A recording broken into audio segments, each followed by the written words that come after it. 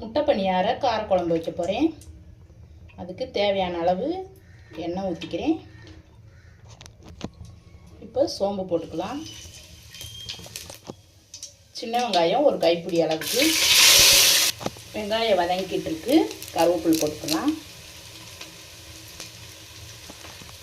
ஒரு ஸ்பூன் இஞ்சி பூண்டு விழுது. 4 பழுத்த தக்காளியை அரைச்சி வச்சுருக்கேன், அதை ஊற்றிக்கலாம்.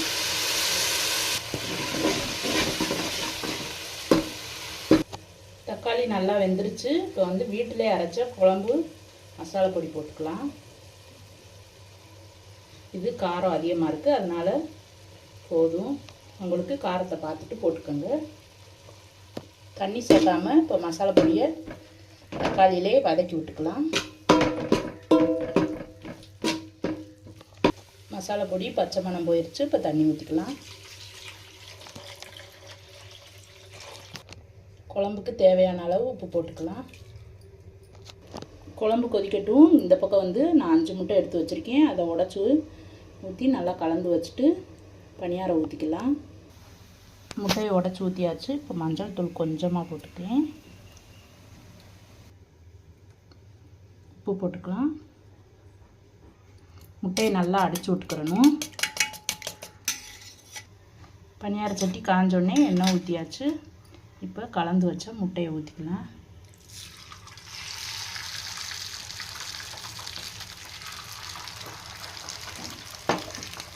ஊற்றிட்டு காட்டுறேன். எல்லா குழியிலையும் ஊற்றியாச்சு. இப்போ ஒரு பக்கம் வேகட்டும், அப்புறம் திருப்பி விட்டுக்கலாம். ஒரு பக்கம் நல்லா வெந்துருச்சு. இப்போ திருப்பி போட்டுக்கலாம். நல்லாவே திருப்பி போட வருது பாருங்க.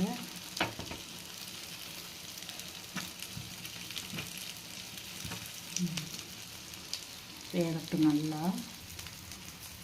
முட்டை பணியாரம் நல்லா வெந்துருச்சு, சூப்பராக வந்துருச்சு. இப்போ எடுத்துக்கலாம். பாருங்க, எடுக்கிறதுக்கு நல்லா அழகு போல் வருது.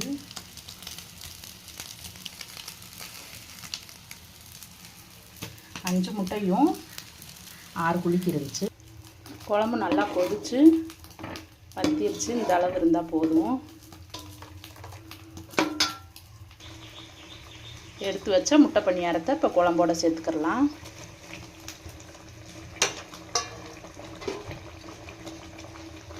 நல்லா அந்த குழம்புல பணியாரம் எல்லாம் ஊறி நல்லா டேஸ்ட்டாக இருக்கும். இந்த குழம்பு சாப்பாட்டுக்கு சப்பாத்திக்கு நல்ல டேஸ்ட்டாக இருக்கும். சீக்கிரமாகவும் வச்சிடலாம். ரொம்ப